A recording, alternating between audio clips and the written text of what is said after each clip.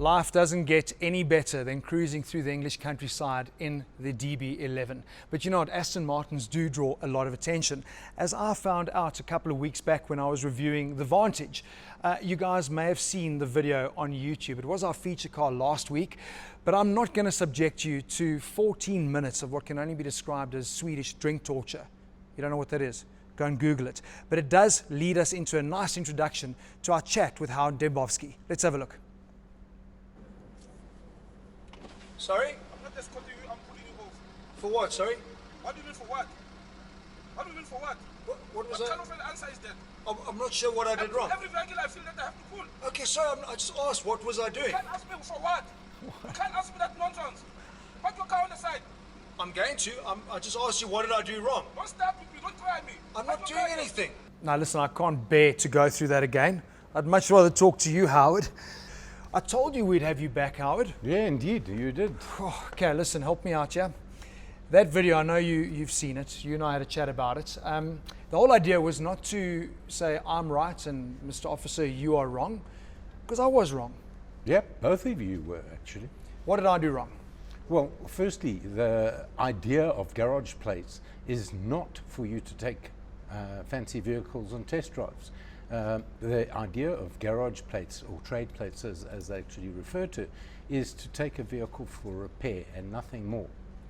Now that is interesting because I mean we've been in the game for a long time, and it's not the first time we've had cars that we filmed with trade plates on, and obviously usually we've got a plate shown somewhere. I didn't know that, and I wonder how many of the manufacturers realize that. A lot of the press cars we get, most of them are fully licensed, registered cars, but I suppose that's also what you do with a car that you don't want to register, because then you're always selling it as new. Yeah, indeed. But there's nothing to stop a dealer or a motor manufacturer from getting temporary plates and affixing them to the car. That allows you to operate a motor vehicle. Okay, so a temporary permit. It's not temporary plates. It's that little piece of paper that goes on your back windscreen that usually falls down in the back of your vehicle. Whereas I had the plate, which is what the problem is. What I want to try and focus on in our chat today is that it comes down to our rights. And a lot of people are kind of saying, oh, you were right or you were wrong in terms of how you approached it. I know I could have handled things a little bit differently.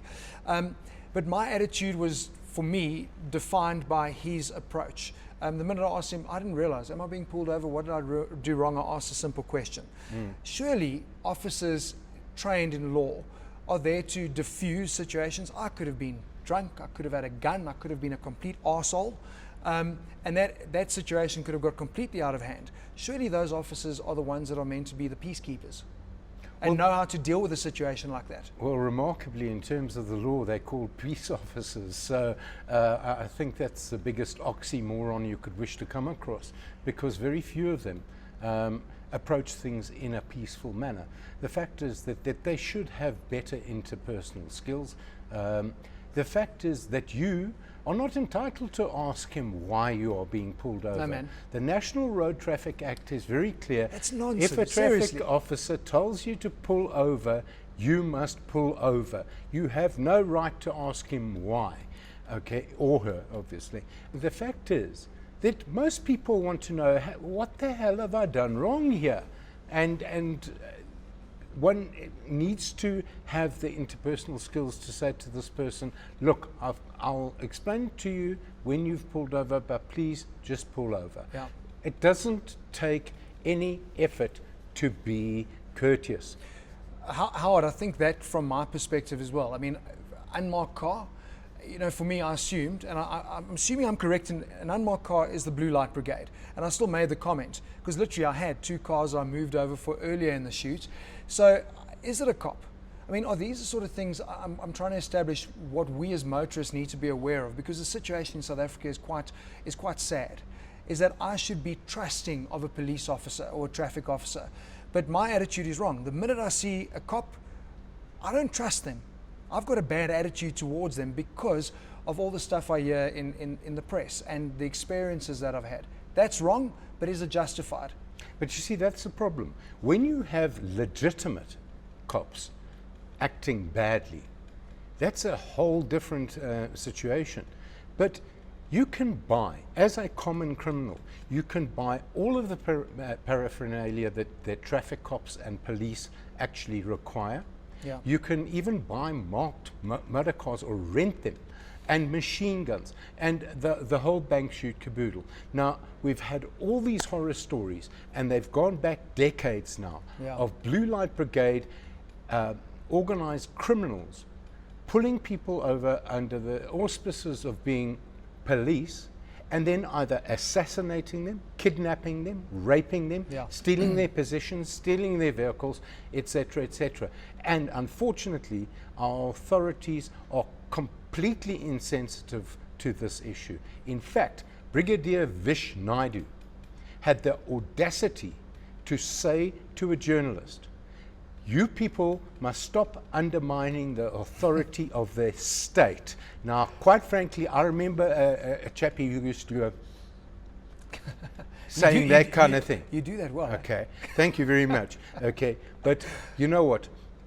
There are realities that need to be faced, and unfortunately, our authorities need to start facing those realities. We urgently need some form of intervention, particularly when it comes to our unmarked vehicles displaying blue flashing lights. I want to clear this up, that we're not saying that, you know, all those cops in unmarked cars are involved in criminal activity, but there are criminals that are capitalizing on that situation, and that creates that uncertainty. Now, this was middle of the day.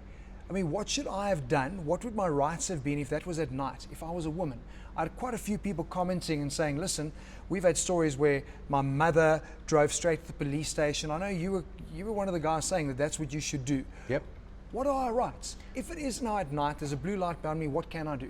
Well, the fact is, back in 2013, I wrote the blue light protocol and had it endorsed by the Road Traffic Management Corporation, where we told people, if you're not certain, put on your hazard lights, indicate to the traffic cops to follow you. Okay, drive at no more than 40 kilometers an hour to the nearest police station or other place of safety, like a garage with their CCTV cameras, etc. And what has the result been? People have been pulled out of their cars and beaten up, manhandled by traffic cops, particularly in Tshwane, funnily enough, because they seem to be quite violent. But go to Ekurhuleni, you're going to get pepper sprayed and kicked the living crap out of. Yeah. So the fact is that this insensitivity exists, and we need an urgent intervention to this. And I think that we as motorists, believe it or not, there are actually 13 million of us. Okay, we should start insisting that we do actually have rights, and those rights should be written into law. Because if they're not written into law, they are informal and nobody has to follow them, and that is the problem. I'm glad you've said that, because for me it just feels like maybe it's done on purpose. There's a lot of grey area. There's a lot of we're leaving it open to interpretation, and that then either allows me to bend the rules as a motorist, or it allows too much power in the hands of the officers. And that's kind of what that whole situation felt like, because at the end of the day, he asked if I've got a license. He should have written a fine, because I didn't have my license with me. Your driving license card? My driving license card. He asked me 3 times, but the minute I saw him get out the car, he'd never brought a fine book. Yep. So I know this is not about, listen sir, I'm going to write you a fine. My attitude's different then. Issue the fine, because I know. But when a guy comes to me with no fine book, then what is he coming? What is the story? But we as motorists, I think, are intimidated, and a lot of people won't deal with it like I did, possibly by standing up to him. Good thing that I had a camera on. What do we tell people? I know you're saying we as motorists are rights and blah, blah, but I mean, in that situation, it's pretty scary for someone. What would you do if the roles were reversed, if you were in my position? I would try and de-escalate it, because the first person that starts shouting is going to lose. Okay. So imagine you yelling at me and I start talking in a lowered, slower voice to you. Okay. What are you going to do? You're going to keep on yelling at me and calling me a complete prick. Is that what you're going to do? Hey, is that what you're going to do? So cool. Okay. Or here I come and I say, sorry officer, I was just asking a simple question. Your voice was raised. Okay. So we need to get sensitize ourselves to these types of things and prepare for them in advance. The possibility of you being in that situation, although rare, does exist. So just prepare ahead of time and say, how am I going to handle this situation? And to answer your question regarding the fine book, what you did was a criminal offense. You could have been arrested, slapped in handcuffs, and spent the night with Baba in a police cell. For which part? Okay, for driving a motor vehicle without displaying number plates on it. Okay, even if you had motor trade plates, it is an offense to drive that vehicle outside of the parameters of taking it for repair. So you could have been slapped in handcuffs. So he was right when he said to me, you can actually arrest me for this. Because I was saying he was to him, completely correct. You're teaching me something new. What I don't think it was the fact that I'm driving with trade plates. I think it was you don't have plates on. Because I think if he got there and I had trade plates in the front window, there wouldn't have been an issue. I don't think he would have said I can arrest you. I think it was more case. He might have. He might not have. He might have. He might not have. But the fact is that there were a number of offences that were committed.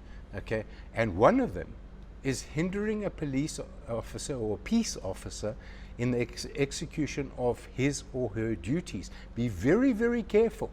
What do you mean by that? What did I do there? Just by talking back to that guy. Okay. It's always going to be a problem for me. Exactly. So best you tone it down. Practice talking quietly and slowly and really getting underneath the oaks. But Howard, that comes from, I don't know, and I said in the thing, I could have handled that better. I could have just shut up and said, I'm so sorry, I'm so sorry, so sorry. But I think it comes from that, like, that frustration. Like we don't, I don't know, I don't look at them with respect. It's bad to say, because I don't look at a police officer and go, oh, I respect this guy because I know he's going to be by the book, or I'm going to be prosecuted in the correct way.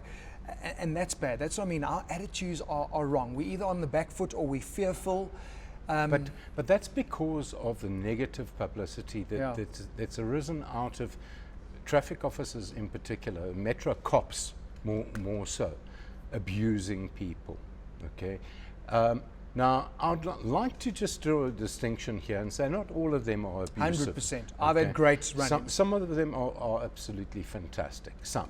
Okay, but I think that the bad apples are actually starting to overtake. Look, let me give you an example. If I give you 1 million litres of fine red wine, and I take that 1 million litres and I dump 1 litre of pure sewage into that, you are going to have 1,000,001 litres of sewage. Okay, and that is the difficulty that we face. Let's stop talking about it's only some rotten apples. Let's get these people out of the service. Let's be very, very careful and understand that these people have killed people by pulling firearms and shooting at them needlessly. And this kind of behavior is not what we should be allowing or expecting from law enforcement officers. Final thing. Dash cams. I mean, I was recording that whole thing. Maybe that changed how things played out. I thought when I said that I'm recording, he might, okay, well, let's just leave this whole thing, but he was quite happy to be on camera. Do you encourage dash cams? Or Absolutely. Could that really? Absolutely. Today, you know, there used to be a time when having GPS in your vehicle was something that only the rich and famous had. Okay. It then became a necessity if you didn't want to find yourself getting hijacked at the side of the road while looking in your map book. Today, having a dash cam in your vehicle has so many different advantages, provided that the dash cam that you get is very efficient in nighttime performance, very high resolution, and has front-facing and rear-facing cameras, because you need to record interactions like that. And it can de-escalate the situation. Pulling your cell phone out and sticking it in a traffic cop's face. Quite frankly, if I did that to you, you'd probably murder me. 100%. To be honest with you. It's going to aggravate the situation as opposed to... So don't do that kind of thing. Okay. But on another score, okay, let me be 100% honest, because I don't like being disingenuous with people. If someone comes up behind me with blue flashing lights in an unmarked motor vehicle, I personally will not stop. And pull a firearm on me, it is the last thing you will do. We're living in pretty scary times. Howard, I'm glad we've had this discussion. I said it when I posted the video too. This was obviously with JMPD, and I've encouraged them to, let's get together. I mean, it'd be great to have them here. We can have a discussion about things like this, because I think there's definitely need for both sides to improve in terms of how we engage with people. And it's interactions. Smile, be polite, be courteous. That's what I did wrong. So Howard, thanks for pointing that out. And a lot of rules and regulations as well that I was unaware of. So thanks for educating me on that as well. That's it for this week's show. What I want to say is, if you've got any questions, any comments related to this, please send it to us. Our details are obviously on screen, and we'll see if we can help you answer those questions. Let me screw you over. I'd rather be screwed. When you got your learner's license, Yeah. think back to it. How many charges did they test you on that you could be charged for in terms of the National Road Traffic Act and its regulations?